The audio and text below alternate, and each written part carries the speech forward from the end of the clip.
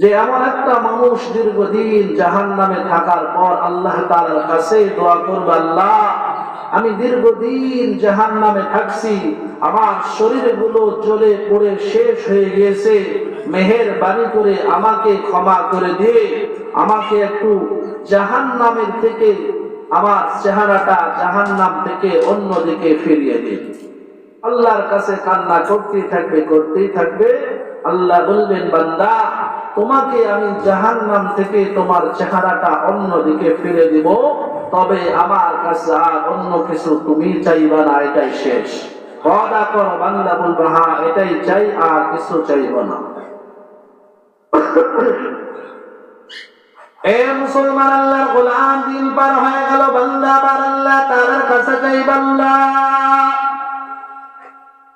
জাহান্নাম থেকে আমার চেহারাটা অন্যদিকে ফিরিয়ে দিয়েছেন, আপনার কাছে আর কিছু চাই না, মেহেরবানি করে আমার একটু জান্নাতের গেটের কাছাকাছি নিয়ে যান, আর আপনার কাছে আমি কিছুই চাইব না, এটাই শেষ। আল্লাহ বলবেন, রে বান্দা তুমি না বলেছো আমি আর কিছুই চাই না, শুধুই মাত্র জাহান্নাম থেকে তোমার চেহারাটা অন্যদিকে ফিরে দেব, আবার তুমি কেন আমার কাছে চাও? বান্দা ডাকতে বললেন, রব্বে কারীম আমি শুধু এটাই চাই, আমার একটু জাহান্নাম থেকে আপনি আমার চেহারাটা অন্যদিকে ফিরিয়ে দিয়েছেন, আমার একটু জান্নাতের গেটের সামনে নিয়ে যান, আর কিছুই চাইব না। আল্লাহ বললেন, বান্দারে ওয়াদা করো আর কিছুই চাইব না। বান্দা বলল, আল্লাহ ওয়াদা করলাম আর কিছুই চাইব না। এবার আল্লাহ তাআলা ওই বান্দাকে জান্নাতের গেটের সামনে নিয়ে যাবেন। জান্নাতের গেটের সামনে যাবার পর বান্দা আবার আল্লাহ তাআলার কাছে চাইবে। বান্দা দেখবে জান্নাতের মধ্যে অসংখ্য অগণিত নিয়ামত বান্দারা ভোগ করতেছে, আর সে গেটের সামনে বসে বসে ফেল ফেল করে তাকায়। আল্লাহকে ডাকতে বলল, আল্লাহ রব্বুল আলামিন শুধুই মাত্র আমি একটাই কিছু চাই, আর কিছুই চাইব না, আমারে শুধুমাত্র জান্নাতের মধ্যে ঢুকে দেন, আমার জান্নাতের নাজ নিয়ামত লাগবে না।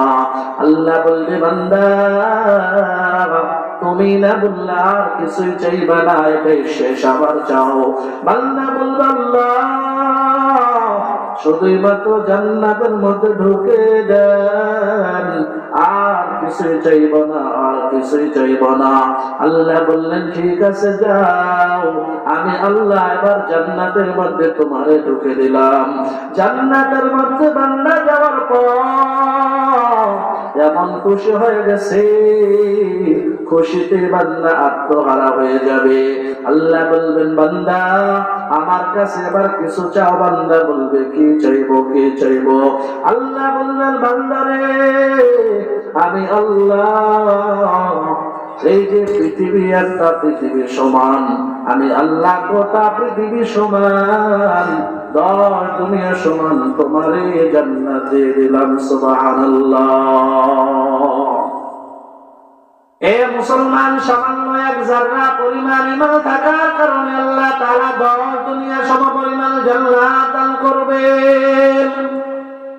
তবে যার মধ্যে কোনো ঈমান না, ঈমানের কোনো পাওয়ার না, ওই বান্দারে আমার আল্লাহ কিছুই দান করবেন না। যার মধ্যে ঈমান আছে আল্লাহ দান করবেন। দিনী মজলিসে বসলে ঈমানের পাওয়ার বেড়ে যায়। ব্যাটারি চার্জ যদি না থাকে তাহলে কারেন্টের মাধ্যমে ব্যাটারিটা হিট দেওয়া হয়। মানুষের ঈমানের ব্যাটারির পাওয়ার যদি কমে যায়, দিনী মজলিসে বান্দা যাও, ঈমানের ব্যাটারির পাওয়ারটা বেড়ে যাবে। এই যে একটা দিনী মজলিস, দিনী মজলিসের কত দাম, কত দাম! এই দিনী মজলিসে যারা আসে তারা ঠকে না।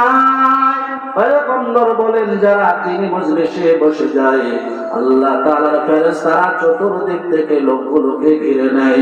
আল্লাহ তাআলার রহমত বর্ষণ হতেই থাকে। আল্লাহ তাআলার ফেরেশতারা আল্লাহ তাআলার কাছে গিয়ে বলে, আল্লাহ ওই যে সিমরা পুকুর, জাফরপুর সিমরা পুকুর দেখলাম, কঠিন শীতের সময় গভীর রাত যে এই সময় মানুষেরা বাসায় আরামে শুয়ে আছে, বসে আছে, আপনার কিছু বান্দা ওই শীতের মধ্যে দুনিয়াতে আমরা দেখে আসলাম বসে আছে। আল্লাহ বলবেন, বান্দারে ও ফেরেশতারা, আমার বান্দারা আমি আল্লাহর কাছে কি চাই? আল্লাহ তাআলার ফেরেশতারা বলবেন, আল্লাহ আপনার বান্দারা আপনার থেকে জাহান্নাম থেকে মুক্তি চাই, জান্নাত চাই। আল্লাহ তাআলা বলবেন, ফেরেশতারা আমার বান্দারা কি আমি আল্লাহকে দেখেছে? বলে না, না দেখে নাই। আমার বান্দারা জান্নাত দেখেছে? বলে না, না দেখে নাই। জাহান্নাম দেখছে? দেখে নাই। আল্লাহ বলবেন, ফেরেশতারা যেই বান্দারা জান্নাত দেখে নাই, জাহান্নাম দেখে নাই, আমি আল্লাহরে দেখে নাই, না দেখেই যখন আমি আল্লাহকে ডাকি, আমি আল্লাহকে মহব্বত করে, আমার নবীর আলোচনা শুনে, দিনের আলোচনা গুলো শুনে জাহান্নাম থেকে মুক্তি চাই, জান্নাত চাই, যাও তোমরা সাক্ষী থাকো, আমি আল্লাহ তাদের জিন্দেগির গুনাহ মাফ করে দিয়ে